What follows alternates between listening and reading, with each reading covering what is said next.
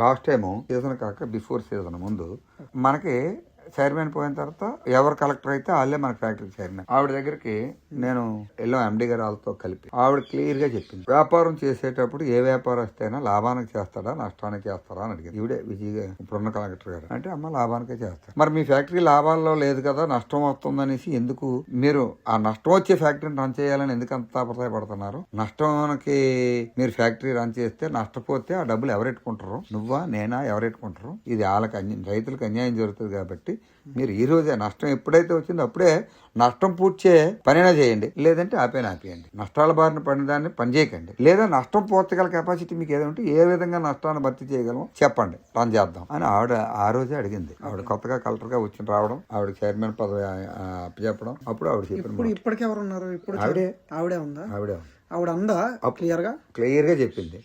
అప్పుడు ఏంటంటే political leaders అందరూ ఫెదర్ ఇవ్వడం వల్ల తిప్పాలంటే తిప్పండి అన్నది. నష్టం వస్తే నాది బాధ్యత కాదు, తిప్పండి మీరు తిప్పుకుంటానంటే అని ఆవిడ చెప్పింది. చెప్పిన తర్వాత కూడా వీళ్ళు రన్ చేశారు. రన్ చేస్తే అప్పుడున్న ఎమ్మెల్యే అప్పుడున్న గవర్నమెంట్ ని ఒప్పించో మెప్పించో ఏదో చేసి ఈ నష్టం వస్తుందానికి రైతుకి పేమెంట్ చేయలేని పరిస్థితిలో ఉన్నప్పుడు గవర్నమెంట్ నుంచి 80 కోట్లు గ్రాంట్ గా తెచ్చి 84 కోట్లు దపదాపాలకు ఒకేసారి కాదు, దపదాపాలుగా తెచ్చి